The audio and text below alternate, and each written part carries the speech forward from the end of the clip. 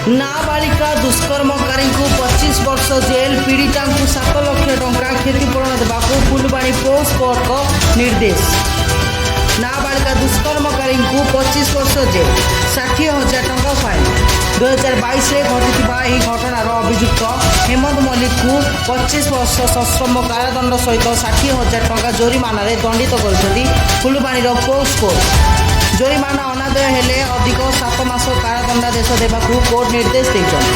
पीड़िता नाबालिका को 7 लाख टंका क्षतिपूरण देवाक जिला आईन सेवा प्राधिकरण संस्था को निर्देश देते कोर्ट। सूचना अनुसार गाँ निकट में एक जंगल में भोजी में जोगदेवाई जाते नाबालिका जनक। भोजी सारिबा परे पीड़िता नाबालिका को घरे छाड़देवाक कही बाटर दुष्कर्म करथिला अभियुक्त। काहाकू कहले मारिदेवाई धमक देथिला। घटना संपर्क में पीड़िता माँ जानिबा परे एने थाना अभियोग होता।